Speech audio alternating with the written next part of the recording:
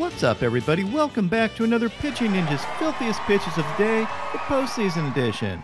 Before we get to those pitches, remember, hit that subscribe button and be sure to join Ninja Nation. Never miss out on the World Series content, as well as all the player interviews, live streams, and other content we'll be putting out the entire offseason, including breakdowns of classic pitchers, too. Baseball season never ends here. So hit subscribe, and without further ado, here are my filthiest pitches from Game 7 of the NLCS.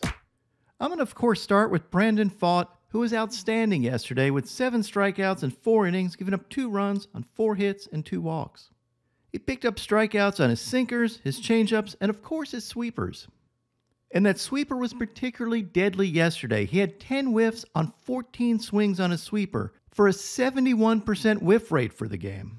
He had 16 whiffs overall yesterday, 2 on his four-seamer, 2 on his sinker, and 2 on his changeup, in addition to the 10 on his sweeper. And that sweeper was filthy with up to 16 inches of horizontal break on it. Here's a detailed breakdown of Brandon Pfaadt's pitches for the game. Probably my favorite unsung moment from yesterday was when Brent Strom told Pfaadt to pitch smart in the 4th inning with runners on 1st and 3rd in a very tricky situation. They basically pitched around Marsh to load the bases and then ended up K-ing Rojas with this wicked sweeper. Brent Strom is one of the smartest pitching coaches in baseball. You might remember him from his time with the Astros, where he helped remake Charlie Morton and Garrett Cole and fine-tune Justin Verlander to make him an absolute juggernaut. Strom is one of the smartest pitching coaches in baseball history, and is surely an unsung reason why the D-backs are headed to the World Series. Here are some overlays of Pfaadt's pitches to show you how he got things done. First, here's a fastball and changeup overlay, and you can see why that's such a tough combination for hitters. Next, after Pfaadt K'd Real Muto with a filthy sweeper way out of the zone, I had a fan ask, what was Real Muto seeing? Well, I think this changeup and sweeper overlay shows you just what he was seeing. He thought he was getting another changeup, but instead got a sweeper that tunneled perfectly with that changeup and got the whiff. You can see how pitch tunneling can make hitters look really bad. Next, here's an overlay of Pfaadt's fastball and sweeper, and that is pure filth. And then here's a sinker and sweeper overlay, and you can see how those pitches tunnel and head off in different directions. I show all this tunneling because one other thing Brent Strom is known for was popularizing the term pitch tunneling. So you can see how Brandon Pfaadt has learned from the master. So what are the 3 pitches that are probably easiest to cluster? Fastball, changeup, slider. The curveball is difficult to cluster, but that doesn't mean the curveball doesn't have an effect. And I'll show you in a second. If we throw strikes with this pitch, and we throw strikes with this pitch, those are our strike pitches. But we have back in here another weapon called our freeze pitch. This Mr. Curveball, boom, hitter, ball. Mr. Curveball finds its way into the strike zone. So what we need to do, what I do with my pitchers, is I get a hula hoop, a big one, out in front, 20 feet in front of home plate. I got the catcher down there, and I said, okay, throw me some fastballs through that hula hoop for a strike. Not too hard, he throws it through there, it kind of goes through this hula hoop 20 feet in front. The changeup, he does it. Problem guy is my curveball guy, because his curveball, his ball is going to kind of go through the hula hoop, kind of the upper quadrant up here, because he throws it slow. So what am I going to do?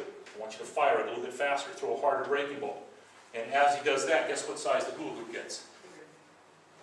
It gets smaller and smaller because I'm trying to cluster these as much as I can.